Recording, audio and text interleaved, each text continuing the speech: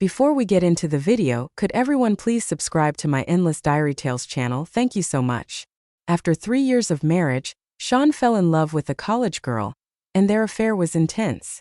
Meanwhile, I continued to play the role of a gentle and understanding wealthy wife, even tactfully covering for him in front of our parents. But things took a turn when Sean found me at the club, sitting on a male model's lap, kissing him passionately. In a rage, Sean ended up causing a scene at the club. The woman Sean was seeing on the side recently became a bit restless. She even sneaked into the mansion behind Sean's back, seeking recognition from the grandfather. Grandfather was furious. I cooperated with Sean to stage a play and safely escorted the woman out of the situation. As we stepped out of the mansion's grand gate, the girl, with tears in her eyes, reached out and grabbed Sean's sleeve. "Sean, I'm not with you for money," she said. Moved, Sean comforted her gently, understanding why he was so captivated by her. The attitudes of the grandfather and Sean's parents made her realize the vast gap between her and Sean's family, prompting her to explain eagerly. Sean furrowed his brows slightly, unable to blame her. He reached out and patted her head, half helplessly and half indulgently, saying, "Stop crying, I understand." Then he looked at me, somewhat hesitant, as she might still be scared.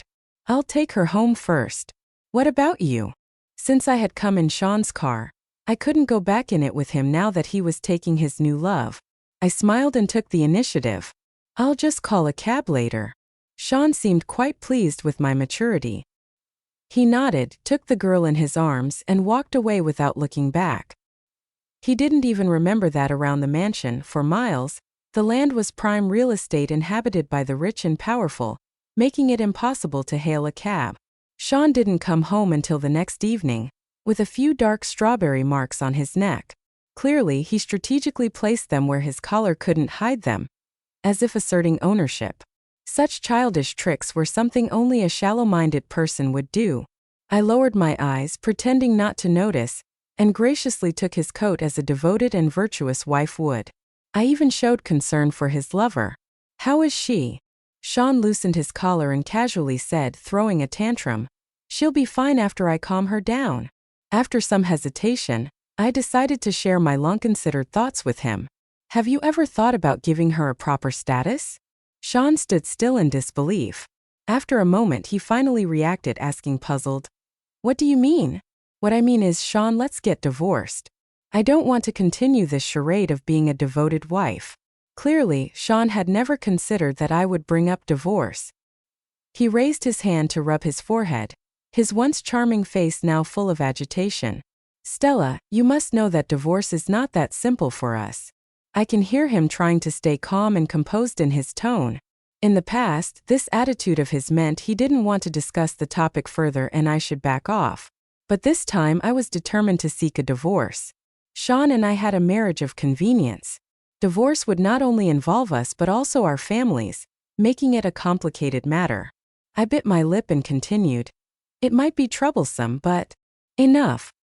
He rudely cut me off, pulled me into his arms and said, "I have neglected you lately. I'll change. Don't bring up divorce again."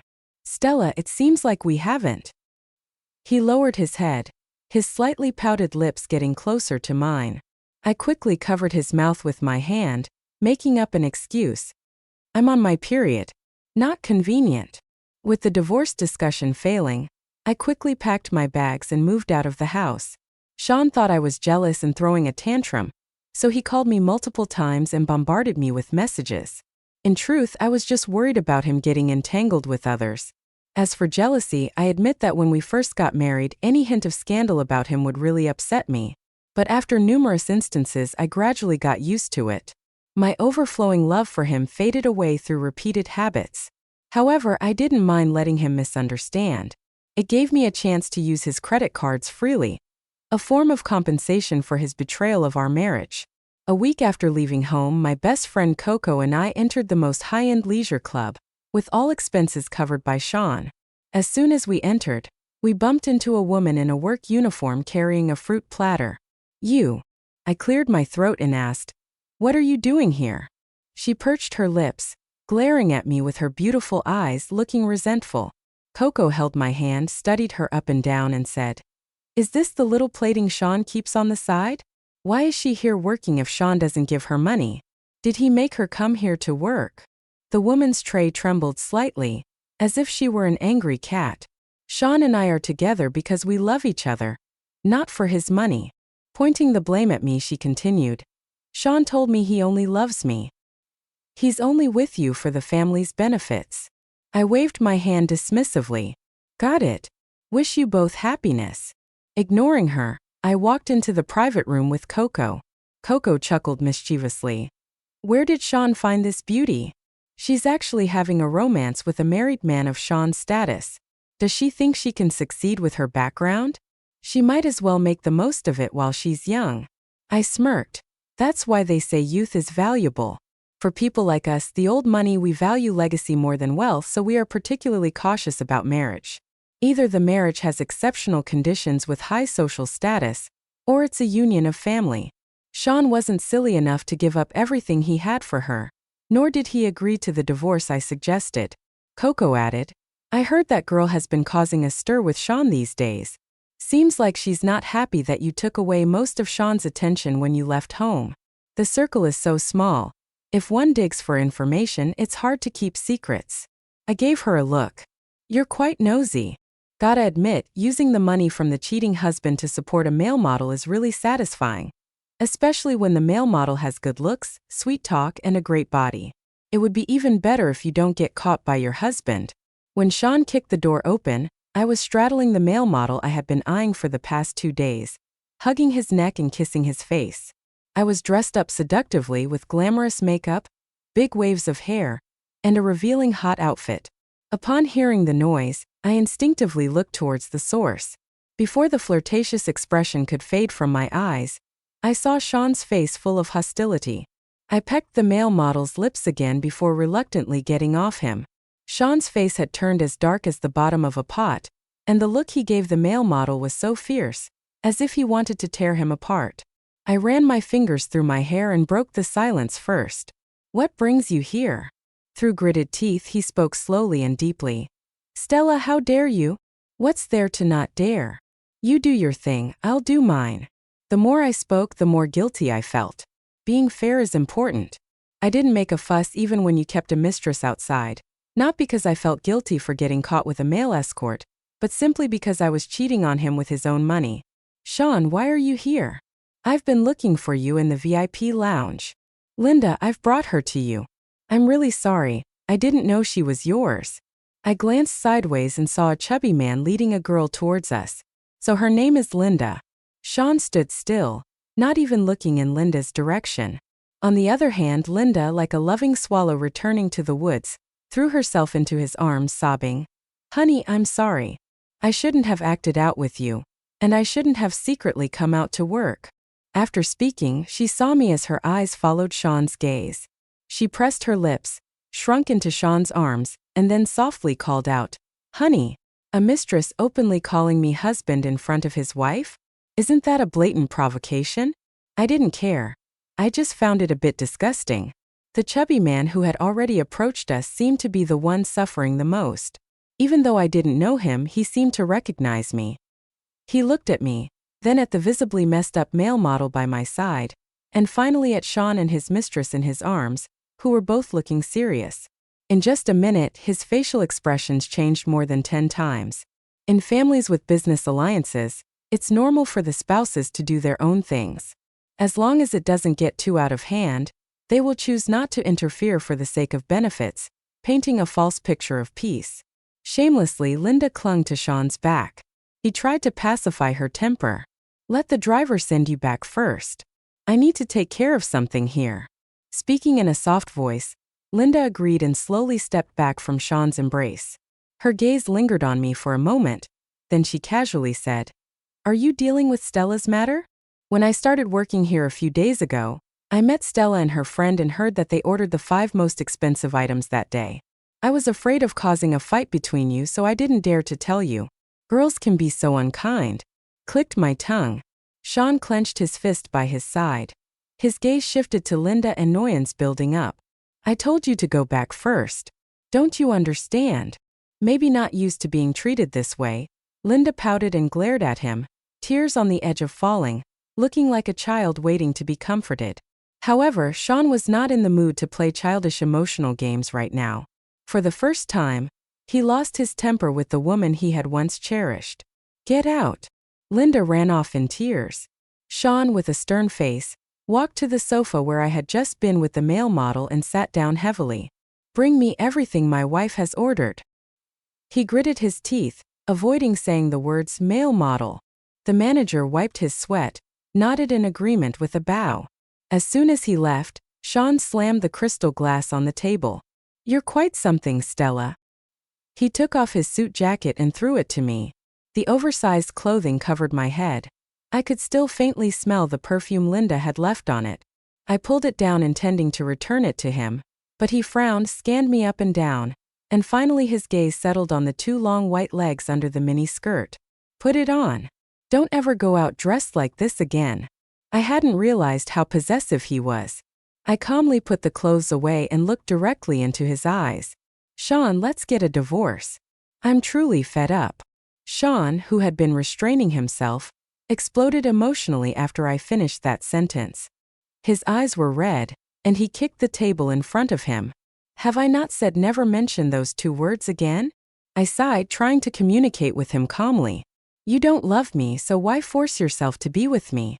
None of us is happy this way." Sean was stunned for a moment, then pointed to the male model who had been standing quietly beside him. His voice was rough, as if it had been rubbed with sandpaper. "Not happy? You're happy hanging around with this unrefined scum." The male model raised an eyebrow and retorted, "Are you not clear about whether she's happy or not? Just think about it. When you're hanging around with that unrefined scum, you're keeping." He quietly gave him a thumbs up. He was a warrior. When Coco let a row of male models in, Sean had already turned the private room into a mess. The chubby man's face trembled as he carefully looked at the warrior standing in the ruins. "Sean, what's this?" Sean threw the cigarette in his hand to the ground, stomped on it a couple of times, and said in a nonchalant tone, "We'll calculate the losses later. Report it to our company's finance." With a faint smirk, he glanced over the dozens of good-looking male models. "I didn't know you had such a big appetite." I rolled my eyes silently in my heart as Sean pulled out a bank card and threw it on the deformed table. "There's 5 million in there. All of you take turns slapping each other. Whoever slaps the loudest gets this money," he said. I glared at him angrily. "Sean, are you out of your mind? You're humiliating people." Just as I finished shouting, there was a series of crisp sounds behind me. Sean's mocking expression deepened. "Looks like they're happy to be humiliated by me." I stiffly turned around to see that the people the manager had brought were already fighting, except for the warrior who had stood up to Sean earlier, still standing rebelliously to the side. He really lived up to my expectations so far.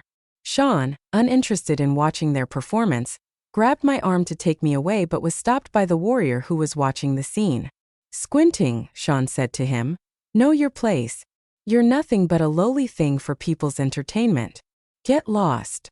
I furrowed my brows in dissatisfaction and said, "Sean, can't you speak more nicely?" Unexpectedly, I was standing up for someone, and Sean's grip on my arm tightened. "You better shut up and come back with me obediently, otherwise I can't guarantee what I'll do later." The handsome face of the warrior darkened, indicating a storm was brewing. Afraid they would start fighting, I quickly shook my head at him. After all, I was still Sean's legal wife for now, and given Sean's social status, dealing with a small male model would be a piece of cake. I didn't want to cause trouble for anybody. As we left the club, Sean flagged down a car, tossed me into the back seat and followed suit. Silence filled the air. Back home, he immediately locked the door, took out his phone and made a call. "Bring more people and smash up that club for me. Inside there's a guy called." He looked at me and I quickly shook my head. It's not that I didn't I wanted to tell him the warrior's name, but I truly didn't know. I was just there to have a good time. Why did I need to know the guy's name? Go find the manager. He knows who it is. Smash the place, then find the kid and cripple his hand. Sean had a bit of a temper issue, which I knew, but he had exceptional self-control, so I rarely saw him lose his temper. I never imagined he could be this ruthless. "He's innocent, Sean. You can't do this." He stood up and pressed me down, his beautiful eyes filled with twisted blood vessels. He dares to have his eyes on you, so he's not innocent. Stella, be a good girl. Don't plead for him with me. Otherwise, what I want may not just be one of his hands. Eventually, someone innocent got involved because of me. Trying to push him off, he grabbed me and pressed me against the headboard. Has he touched you? He whispered in my ear. I kicked him with my legs, but he pinned them down. I glared back. No. They don't offer that service. They can tease and flirt but never go all the way, which is quite tantalizing. Clearly understanding, he chuckled, and his face softened. You're cute when you're pouting. Holding my hands, he used one hand to pinch my cheeks. These past few days have been ridiculous. Let's put this aside and move forward, okay? It seemed like he was trying to sweet-talk me. Fine. I'll let you off the hook if you break up with that college student. Sean fell silent for a few seconds, then let go of me and sat up straight. Irritated, he scratched his head. You know she can't threaten your position. If you really don't like her, I won't have her appear in front of you again. In other words, he was unwilling to break up. I nodded, indicating my understanding. Thankfully, I hadn't liked him for a long time. Otherwise, my heart would be aching right now. Sean and I had a marriage of convenience, but we were also childhood sweethearts. I had secretly loved him for many years. We had a honeymoon period for over a year after marriage until one time he was caught on camera entering a hotel with a certain female celebrity while inebriated. I cried returning home. My mom sat quietly beside me, waiting for me to finish crying before handing me a stack of tissues. Stella, marital bliss is a luxury for our kind of family. While I hope you two are deeply in love and committed to each other, the situation has come to this. You should learn to accept it sooner. Thinking he had made me feel better, Sean tried to touch my hair, but I dodged him. Stella, stop being stubborn. You've always been sensible, haven't you? Initially, I was sensible because of my fondness for him, but later it was due to not caring much. My personality was never that gentle to begin with. But our family needed a well-read, dignified young lady, and Sean's family required a well-mannered, gentle and prudent daughter-in-law. Pretending for over 20 years had been exhausting. Looking up at him, ready to bring up divorce again, Sean's phone rang. Perhaps to spite me, he answered on speakerphone. Sean, the club has been smashed. As you instructed, to cripple the hand it might be a bit tricky. It's the one who just returned from the Smiths. I think he's one of the club's top bosses, the grandson of the Smiths. His name seemed to be Ken. No wonder I had run into him near the villa last time.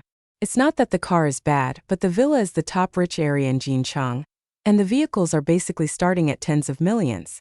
Later, when I saw him at the club, I naturally thought he was the guest of some rich woman. Now thinking back, that day he should have just come out from the Smith's house. I secretly breathed a sigh of relief. Fortunately, his identity is not simple, so Sean couldn't easily mess with him. The guilt in my heart lightened a lot. Sean thought that smashing a club was simply a matter of compensation. He has the money, a lot of it, and he has the status as the old money heir. No one would not give him face. But exactly the boss behind the club is another future heir, who just had a falling out with him. However, within a few hours, the news of the group general manager smashing a high-end club in anger for a mistress quickly made headlines. The news even came with surveillance footage of Linda in her work uniform throwing herself into Sean's arms and calling him husband. Ken personally forwarded the video. Before this, we had no knowledge that Linda was Sean's girlfriend, and there was no disrespect shown towards Linda. Regarding the incident of sending someone to smash the shop, we hope Sean can give a reasonable explanation. Sean is married, which is not a secret. And since Linda dared to go to his grandfather demanding a position, she naturally wouldn't have a low-key personality. Her real information and social media accounts were soon dug up. Her past displays of affection all turned into spears pointed at her. Although the hot search was quickly taken down, too many people had seen it, and it eventually turned into a big scene. We were called back to the villa once again. Grandpa sat in a chair with a cane, shaking with anger. Sean's father stood beside him, patting Grandpa's back to calm him down. When he saw Sean, he immediately turned cold. "You ungrateful child, why aren't you kneeling down?" Knowing his fault, Sean bit his lips, didn't say a word, and then plopped down on his knees in front of Grandpa. Didn't you say last time that girl was just a bartender? Did she throw herself at Sean because he has money? How come she has become his mistress now? And that girl from the Smiths, every time we come back, his grandfather needs to stay in the hospital for a few days. She's nothing but trouble. Why did you go smash his shop? All for that thing Grandpa would say a sentence and then tap Sean on the body with his cane. That's not it, Grandpa. I smashed his shop because Sean stopped mid-sentence, abruptly shutting his mouth. He kept his head high, now lowered. Grandpa tapped him on his body a couple more times until he couldn't get any words out of him, then shifted his gaze to me. Stella, tell Grandpa what really happened. I glanced at Sean, who was staring at the ground and saying nothing, and followed his lead, lowering my head like an ostrich with a clamshell on my mouth. How could I say this? Should I say it all started with your grandson catching me red-handed when I was with a male model? As Grandpa scolded, Sean's phone kept ringing. I guessed it might be Linda. With her real information exposed, her days must be tough. As soon as he left the old mansion, he immediately called back. Although his voice was still strained, a hint of tenderness could be heard. Don't be afraid, I'm coming to see you now. Stop crying and wait for me. Luckily, I learned my lesson and drove here myself this time, or I would be left behind again. Linda is emotionally unstable now. I need to go see her first. Sean looked at me, wanting to say something. I nodded and said calmly, You go. I have no ill will towards the girl, except for showing off how good Sean is to her. She hasn't actually harmed me. The main responsibility for the affair lies with Sean. Instead of heading home directly, I drove to the company. Most of the family's businesses have been managed by my brother in recent years. He knew about my decision to divorce and asked, Have you made up your mind? Even setting aside the issue of property division, when you divorce, it also involves cooperation between the two families. The education I received since childhood is that family interests outweigh personal interests. The old money, like a sturdy ancient tree, has not only a main trunk but also extended branches. They are constantly watching us, always wanting to take over. But a lifetime is so long. I nodded. Brother, I'm sorry. My brother was silent for a moment, patted my head and said gently, If you want to leave, then leave. Our family does not rely on a daughter's marriage to maintain. Due to the shop smashing incident, Sean's family stocks had fallen a bit, and Linda was causing a lot of trouble. Sean didn't return home until a few days later. I pushed the divorce agreement in front of him. Take a look. If there are no issues, sign it. Sean picked it up and threw it in the trash. Stella, can you not argue with me right now? I'm tired. Let me rest for a bit. He tried to hug me while saying this. I pushed him away and said calmly, In all these years of marriage, when have I ever argued with you? If you sign it, we'll part amicably. If you don't sign, then we'll go through legal proceedings. Sean looked at me intensely, probably sensing my firm attitude, and panicked. Do we have to be so decisive? Stella, I don't want to divorce you. Can't we not get a divorce? I cut ties with her as you requested, and you promised we would live well once I cut those ties. I shook my head. It's too late. To avoid the divorce, Sean moved directly into the company. But every day he would send me good morning and good night messages, share daily life updates, and offer gifts as if they were free. Perhaps he was using the same tactics he used on Linda on me. When he shared the coffee he had drunk today with me again, I couldn't help but reply, Sean, are you not tired of this? You don't love me, so why bother? The message was sent successfully, and the chat box finally fell silent. These days, even though I never replied to him, he would still talk to himself. Early the next morning, Sean hesitantly sent me a good morning message. I thought all night and realized that I do love you, Stella. I'm sorry. Can you give me one more chance? It seemed like Sean had finally come to his senses. He even openly confessed his feelings for me on the company's official account. This move quickly drew a barrage of criticism from netizens. Stop pretending. It's disgusting to watch. Did the incident of smashing the shop for a mistress affect the company's revenue? So now you're trying to save face. He took all the blame for the cursing. Then he posted a very sincere apology. He admitted his mistake, acknowledging he realized it too late, accepting criticism and supervision from everyone. He just wanted to save his marriage and his beloved. I felt like I was watching a farce. I asked for the best lawyer from my brother, ready to sue for divorce. The next day, Linda asked to meet at a cafe. Her eyes were red and swollen from crying, barely able to open. Her once lively face looked dull. Her lips dry and peeling, even her voice hoarse. "Can you please give Sean back to me? I really like him. Please, I'm begging you." Although I felt sorry for her appearance, it was none of my business. A mistress asking the legal wife to give her husband back?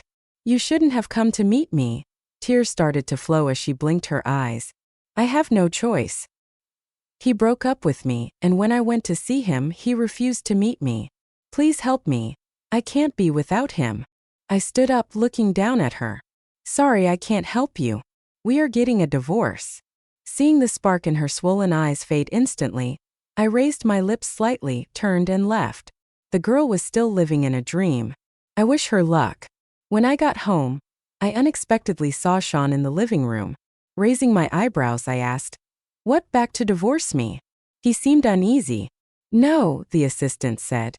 "There's a popular movie. Lately, he already bought tickets for us. Are you trying to go on a date with me?" "No need. The only thing we can discuss right now is the divorce. I've already contacted a lawyer. If you still don't sign, we'll see each other in court in a couple of days." Sean sat in the shadows, his expression unreadable. After a while, he asked, "Is divorce the only option?" "Yes." "Then give me one more month. I remember we haven't had our honeymoon." I felt like my eyebrows were twisting into pretzels. "Is that necessary?" He was firm. "Yes." A month later, I signed voluntarily. Even if we proceed through the legal process, it should still take a few years if I disagree, right? Seemed like the best solution so far. Seeing me hesitant, he continued, "I can compromise on the property division, but for this month we need to live like a normal couple." As he spoke, there was a hint of bitterness in his voice.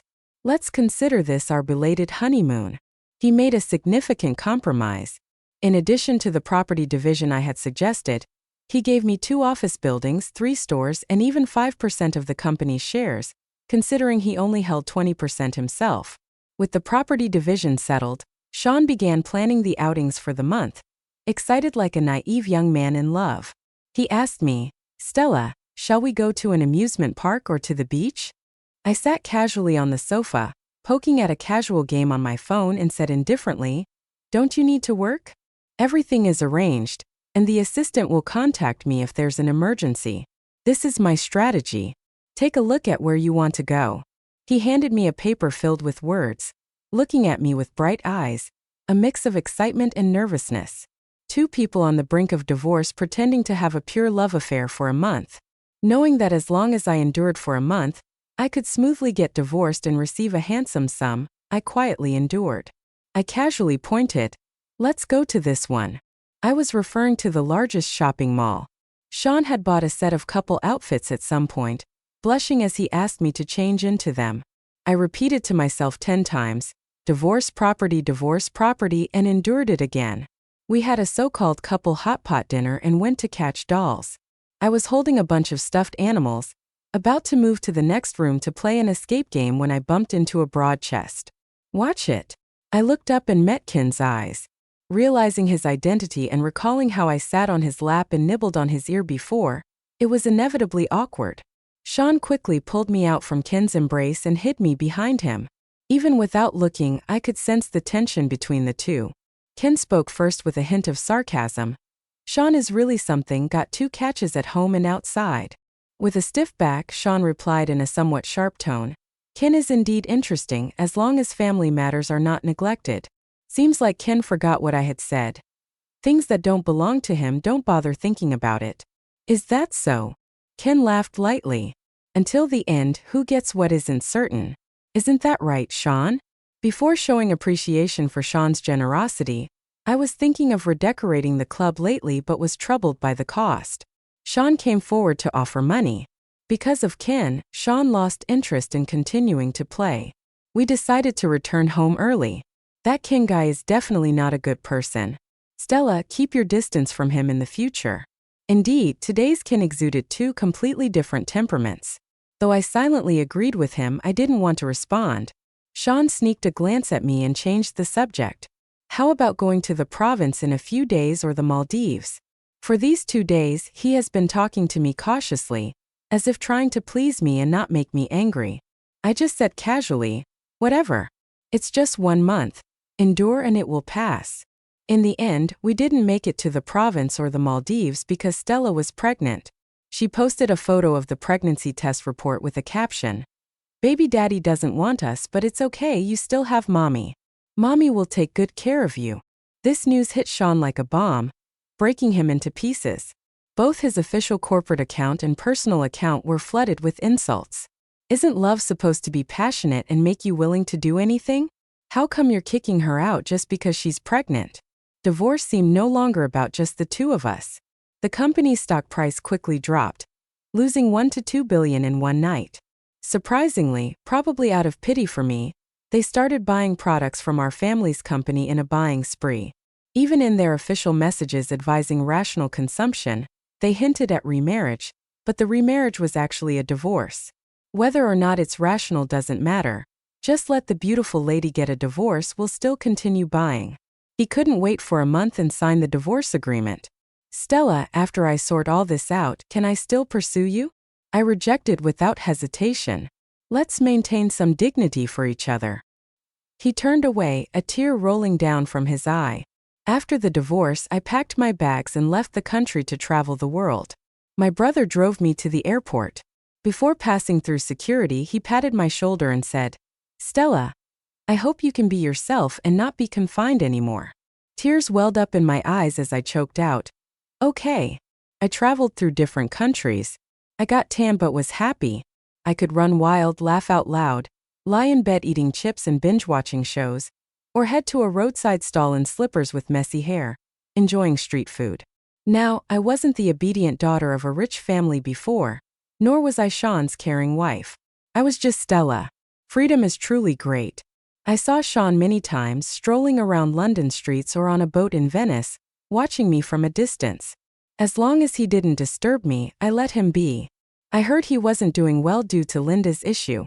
Even Grandpa and other respected elders in the family were disappointed in him. Some suggested selecting a replacement for him. Sean didn't say anything. He just buried himself in cleaning up the mess.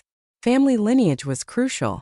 Even if an outside child was conceived, it would still be taken care of. Maybe they'd need it in the future. However, Linda couldn't hold on to the child.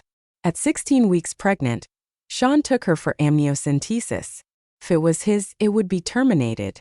If not, it would be no concern of his. Fortunately, the child wasn't his. Later, Sean stepped down from the power center. He said, "I want to walk the path she once walked." Let him go, as none of it concerned me anymore. When I met Ken, I was watching the sunset on the coast of Scotland.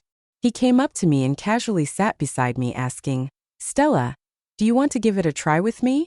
I tilted my head and replied, "Try what?" "Marriage. I think I'll pass. I'm beautiful and rich. I can live well alone. Why should I trap myself in the cage of marriage again?" He pondered and said, "You can use my money to feed male models." That was an open-minded suggestion. Smiling mischievously, I said, "No need. The properties from the divorce settlement will last me a lifetime." Sean and Ken both selected as heirs from their families, each with their own virtues. After all, marriage wasn't a necessity. Who's to say that being alone and free can't lead to happiness? The setting sun turned the sky crimson, reflecting on the rippling sea. The sea breeze caressed my face. Everything was the best choice. Sean's epilogue after divorcing Stella. I spent sleepless nights, her figure filling my thoughts when I closed my eyes. I wanted to see her, even if just for a glance. But it wasn't possible for now. The company faced a significant impact due to me, and shareholders all had grievances. The elders at home were eager to push me out. If I were to leave, it would be by my own choice, not their dismissal. Also Linda. What was it that made me like her back then? Maybe it was how she stood at the school gate with books in hand, in a white dress swaying in the wind, pure yet beautiful. It was nothing like Stella back then. Stella too adored white dresses, gentle and kind. I drove to the small apartment I bought for Linda. Seeing the familiar setting, memories of the crazy things we did there made me feel filthy. How could someone as dirty as me deserve to have Stella back by my side? Linda approached me with joy, her hand on her still flat stomach beaming. Are you here to see me and the baby? My gaze lingered on her stomach. While it's still early in the pregnancy, you should abort it. The smile on her face faded, eyes widened in disbelief as she said, What are you talking about? This is your child. My child? Only Stella is qualified to bear. Though she can no longer bear a child for me. However, her words did make me wonder. Is the child really mine? Now decide whether to abort it or wait a few months for an amniocentesis. It's your choice. The child seemed to have become Linda's weapon for climbing up the hierarchy once again. She secretly went to the old house without my knowledge. She seemed to know the importance of offspring in a family like ours, and Stella and I had been married for 3 years with no offspring. Grandfather, though dissatisfied, intervened to keep the child. So let's wait a few months. At 16 weeks, we'll do a DNA test. If it's mine, I have ways to get rid of it. I know I'm heartless, but what else can I do? If she bore my child, Stella and I would truly have no chance. Insomnia became more severe. Closing my eyes, all I could see were images of Stella. Her gentle smile, her scolding for me throwing clothes around, and sitting quietly by the window reading a book. I went to see a psychiatrist. After hearing my story, the doctor told me that a troubled heart needs proper treatment. But my remedy is far across the ocean. She refused to see me, let alone save me. The wait was agonizing. As soon as the time was right, I took Linda to have an amniocentesis. The child wasn't mine. I cried uncontrollably. Stella, my Stella. I had fought so hard for a month, hoping to move her with my efforts. During that time, even if she still chose to divorce in the end, at least we would have a month of sweet memories. But because of this child that was never mine, it's all Linda's fault. I held a report in my hand and stormed into the small apartment. I grabbed her by the neck, demanding to know why she had caused me to lose my Stella. Linda struggled, hitting my arms, and said intermittently, It wasn't you. You approached me first, right? Sean, no one forced you to cheat. The grip on my hand loosened. No one forced me to cheat. I spent 6 months settling the company's affairs. After everyone had regained their trust in me, I voluntarily resigned. Love sickness is too bitter. I wanted to find her, even if it was just to accompany her from afar, even if she would no longer accept me. As long as I could see her, I'd be content. Ken's epilogue. I met Stella when I was 5 years old. In order for me to receive the best education, my mother coldly sent me back to the Smiths. That was the first time I entered the Smiths and the first time I met my grandparents. The Smiths was indeed magnificent, even grander than the mansion of the town's richest family. I followed my mother, a young child feeling a bit awkward in such a posh environment. Grandma held a teacup, repeatedly tapping the lid against the cup, disdainfully glancing at us. People from humble backgrounds can't handle high society. My father was a nobleman with a promising future ahead. But for my mother, he willingly gave up his inheritance rights and followed my mother back to her hometown, a not-so-developed town. Grandpa and Grandma didn't like my mother. They thought that a lowly woman like her had snatched away their son, whom they had carefully nurtured for over 20 years, so naturally they didn't like me either. But no matter what, I am of the Smith bloodline, a fact that can't be changed. Even though they didn't like us, Grandpa and Grandma still accepted me. Acceptance doesn't mean kindness. They would make me stand in the yard at noon when the sun was scorching, just because I dropped a grain of rice during lunch or accidentally made a sound when the spoon touched the bowl while drinking soup. They would lock me in a small house, making me reflect on an empty stomach. Stella was like a little angel. She suddenly appeared at the Smiths, pulling my hand and acting cute in front of Grandpa. Grandpa, I want this little friend to play with me. Is it okay? Who could refuse such a soft and sweet girl? That was the first time I had seen such a kind expression on Grandpa's face. She led me to a shady spot, released my hand and smiled brightly at me. My name is Stella. What's your name? I lowered my head, feeling shy. Ken. She tilted her head, leaned towards me and blinked her big eyes. Ken, you're really handsome.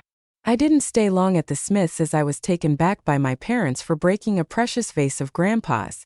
The vase had been broken by a servant, but she couldn't afford to compensate, so she blamed me instead. I explained, but no one believed me. After that, I rarely went back to the Smiths and never saw her again. Just sometimes I would remember a girl who pulled me from the scorching sun to the shade. Later, I heard she got married to Sean. I didn't feel much. We were too young when we met, far from the age for love to develop. I saw her again after more than a decade. By then, I had become successful in my own business, and even Grandpa, who had always looked down on me, had to admit that I might be more outstanding than he had imagined. He called me back to discuss taking over the company. In this multi-generational prestigious family, they value legitimate children and capabilities more. To be honest, I was disdainful. But for my mother's sake, I agreed. My mother, she's naive. She dreams of gaining acceptance from my grandparents. Leaving, I saw her standing by the roadside. I couldn't remember her childhood appearance anymore, but luckily Grandpa had shown me photos of all 3 generations in the family circle. Almost by accident, I rolled down the car window and asked her if she wanted to get in. Without hesitation, she refused. It made sense since I was a total stranger to her now. She would have been silly to get in my car. It was unexpected to meet her at the club. Stella, the most elegant in high society, dressed like a captivating fairy. Maybe this was her true self, fiery yet captivating. She spotted me too, pointing with her graceful fingers. "He's the most handsome one, him." It seemed like she mistook me for a male model. I lowered my gaze, putting on an innocent and obedient look, and greeted her with a smile. It seemed interesting. Sean was attracted by my words. I had someone contact him saying his mistress was working. From what I found out, he spoiled that girl a lot and wouldn't allow her to work in such a place. Sure enough, he showed up. I purposely left the room door slightly ajar and had someone guide him over. Sean found us angrier than I had imagined. Of course, what man wouldn't be furious seeing his wife betraying him in front of his eyes? I admit I'm not a good person. I just wanted to stir up trouble. But when Sean tried to drag her away, a voice in my head kept shouting, "Get her back." Maybe I regretted leading Sean here when she sat on me and kissed me recklessly. I stood in their way, but she shook her head at me. Right, they were the legal couple and I was just a stranger. How could I talk about getting her back? She never belonged to me in the first place. I pulled up the surveillance footage and handed it to a news outlet. As for the truth behind the store vandalism, no one dared to speak up. That mistress, aside from likely being kept in the dark, even if she knew, how many people would believe her account? As expected, things blew up. Sean compensated for all the losses, and along with the money he had a message. He said, "One should know their place. Don't crave what doesn't belong to you." I swept all the stationery on my desk to the floor. After venting, I couldn't help but admit that what he said was true. Saying I like Stella? Well, that might be a stretch. I just found her interesting. At least that's what I believed before I saw her and Sean in matching outfits.